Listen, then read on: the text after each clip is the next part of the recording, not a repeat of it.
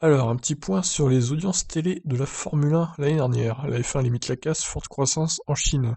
8%, une baisse contenue, malgré un calendrier réduit. Ça va, c'est pas énorme. La F1 a su limiter la casse au niveau des audiences télé en une année de 2020 forcément exceptionnelle. Les chiffres dévoilés ce lundi par la FOM font état d'une baisse de 8% du chiffre de téléspectateurs uniques pour s'établir à 433 millions de personnes.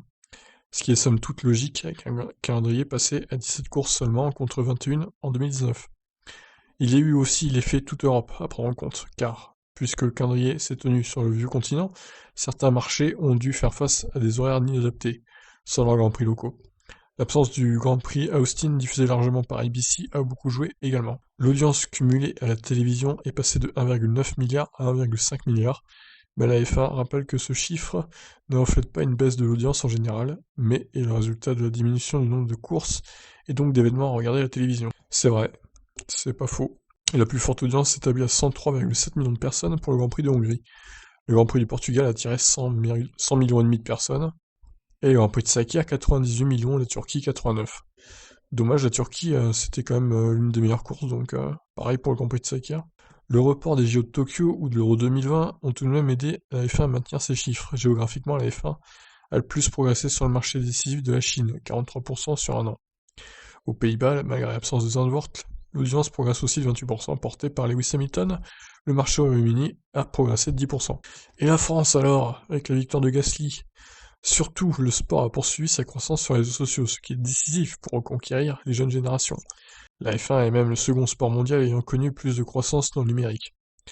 L'engagement total a augmenté de 99%, plus 36% pour atteindre 810 millions de personnes sur Facebook, Twitter, Instagram, YouTube, TikTok, Snapchat, Twitch, et en Chine, Weibo, WeChat, Toutiao et Douyin. Donc ça c'est les trucs chinois qu'on n'a pas chez nous. La Formule 1 a également noté que la hausse a été favorisée par de nouvelles courses dans le calendrier 2020 révisé, et qu'elle surpasse désormais fortement les autres sports majeurs dans l'arène numérique. Alors, Stefano Domenicali s'est donc exprimé sur ça. L'année dernière a été une période sans précédent pour tout le monde et la Formule 1 a dû s'adapter aux défis présentés par la pandémie. Nous avons organisé 17 courses, ce que beaucoup pensaient impossible en début d'année. Nous l'avons fait en toute sécurité et avons apporté de l'excitation et de nouvelles courses à nos fans dans le monde entier. Les chiffres d'audience pour 2020 montrent la force et la résilience de notre sport. Nous avons constaté qu'une réduction marginale des audiences télévisées causée par de multiples raisons, mais clairement expliquée par un calendrier géographique raccourci et limité par rapport à 2019, ce que tous les grands sports ont connu en 2020. Nous sommes fiers de ce que nous avons réalisé en 2020 et nous savons que nous avons une base de fans et une plateforme d'audience incroyablement forte pour croître dans les années à venir. Bah écoutez, on verra l'audience de 2021, si la saison est spectaculaire ou pas. Si le nombre de courses est plus élevé, ce qui devrait être le cas, visiblement on va au moins atteindre 20 courses cette saison. Normalement si tout va bien. Peut-être 2-3 annulations par-ci par-là, mais globalement ça devrait bien se passer. Donc voilà, effectivement, la F1 a limité la casse. Je vous laisse donc réagir suite à ces chiffres. Ciao.